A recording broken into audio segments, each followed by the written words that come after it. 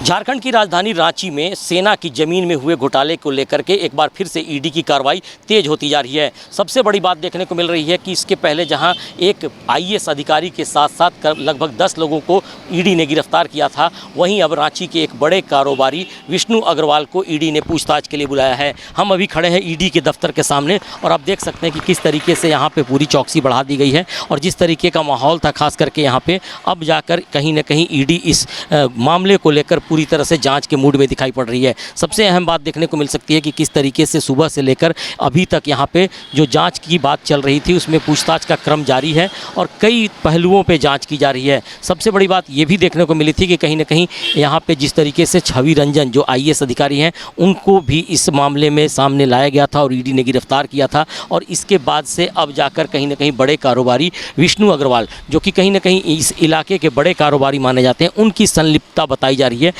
ED ने कई साक्ष्यों और कई कागजात की जांच के बाद से अब जाकर उन्हें बुलाने की कोशिश की है और सबसे अहम बात एक और देखने को मिली है कि इस मामले में अभी भी कहा जा रहा है कि कई बड़े नाम सामने आ सकते हैं और हो सकता है कि आने वाले समय में और लोगों से भी पूछताछ हो पाएगी। लेकिन बड़ी विडंबना है राज्य की कि ज़मीन के घोटाले में जिस तरीके से बड़े अधिकारियों और कारोबारियों के नाम सामने आ रहे हैं उसको लेकर इस बात की आशंका व्यक्त की जा रही है कि अभी तो इसे कहा जा सकता है कि एक उदाहरण है, अभी कई ऐसी ज़मीनें हो सकती हैं जिसमें इस तरह की गतिविधियां देखने को मिल सकती हैं, गड़बड़ियां देखने को मिल सकती हैं। जाहिर सी बात है कि जिस तरीके से राज्य में ज़मीन को लेकर पहले भी खेल होता आया है और कहीं ना कहीं कहा जाता रहा है कि ज़मीन को लेकर बड़ा विवाद पहले से होता रहा है जिसमें कई बड़े अधिकारियों के साथ साथ बड़े नाम भी सामने आते रहे हैं। लेकिन इस घटना के बाद से, इस उदाहरण के बाद से अब तमाम जाँच एजेंसियों को कहीं ना कहीं कान खड़े होते नजर आ रहे हैं और हो सकता है कि आने वाले समय में एक बार फिर से इन सारे मामलों को एक साथ जोड़कर देखा जाएगा और तब जाकर हो सकता है कि कई और मामले खुलासे हो सकेंगे,